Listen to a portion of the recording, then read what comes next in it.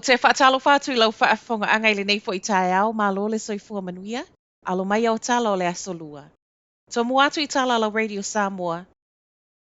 Ta pena le solo te e a whaia onga wa onga a mata e whaia tae au. A ofina wai mo nisi fe soa soani tau tupe wha apea ia ingo au nanga. O le unga leo le palota na whaia I le masina tālu wai.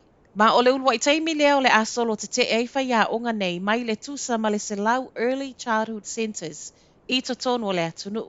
O lo langolango ina le New Zealand Educational Institute e le o lava le oa e langolango ina ai ngā luenga whaia onga.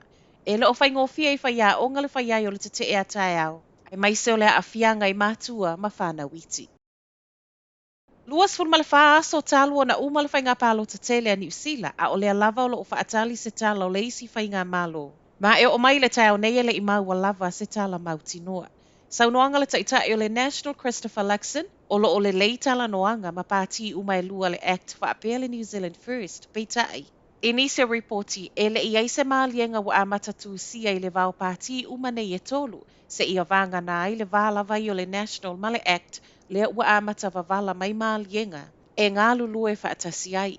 I le vau taitai o le Act David Seymour ma le New Zealand First Winston Peters e o mai le asona nafi. E le itali lava Peters I fe autus tu sia po o telefonia Seymour, ma e le ai fo I se tala. I le whailoa inga na talo moana nafi, se I avanga na I le whonotanga a le whaafalitui le New Zealand First, le ana whailoa ai I Wellington.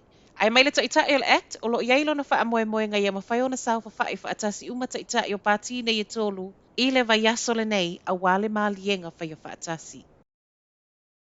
O le soe palo taile pāti le Labour pe whaatu mau Chris Hipkins pe ua tatawa na sui. Ripotia e ono le aisa isi e whina wina whaatasi ma Chris Hipkins. Le tofinga o le taitai o le pāti ma I moli maua nisi o sui sinia o lo o lātou langolango ina lava Hipkins e avea pea ma taitai. Tolos fun male whāsui whaipule le Labour o le a awai lea pālota. Ma o le a whaia lea I le ulua I whonotanga le pāti talu mai ona maua le whaai unga loa I o le whainga pālota New Zealand.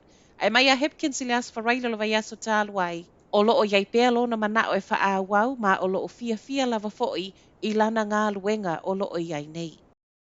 Reportil COVID, 5 afe valu se lau fitus fulmale lua cases forward COVID reporti e totono New Zealand. I totono le vaiaso watua na iatu, ai se fulu male iwa isi tangata mali liu wha au popo e iaiso o tanga male virusi. Mai cases nei o le afe tolu se lau wonos fulmale whao cases o lo masalo mia, a o le isi lua afe valu se lau luas fulmale tolu, o tangata watoe maua le virusi. E o mai le po le aso sa, le aso 5 o Novema, e lua se lau se fuluma le lua tangata o lo o tau fia il fale mai ono o COVID, e se le isi to a 5 o lo o tau fia I se tu langa ti ngā ina. E iso enga lo o wha asolo pea I le long COVID po I lato e wha umi ono wha alongo ina pea ungal COVID e ui wa sau siaki wa negative. Ua mawai e le o lava le lango mo I lato nei ma o le to a tele o le lava o lo o toe fo I ngā luenga e le I malo losi ato atoa. O le 5 afe valu se lau fitus fulma le lua, reportia mai ana nafi, o se si itanga tele lea pe afa atusa I le tolu afe iwa se lau tolus fulma le whana reportia mai I le asonga fua o le vaiaso tālu ai.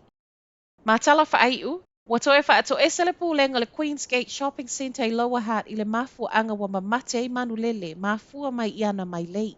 O le ana whaao ngai le whale whaatau le chao le peo se kulu, ma mamate le tusa ma le se fulu fitu manulele. O manu umanei na maua le vaiaso tālu ai wha asolo mai le wha ai unga le vaiaso, ma e wha ape e mauane o lo o mau wai le chao I o lātou fulu.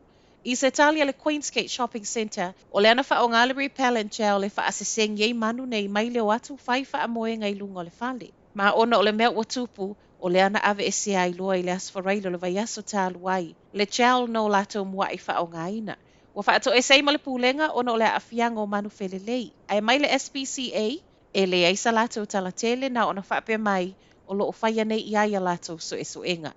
O tala nao le nei tae au, manuia le nei aso.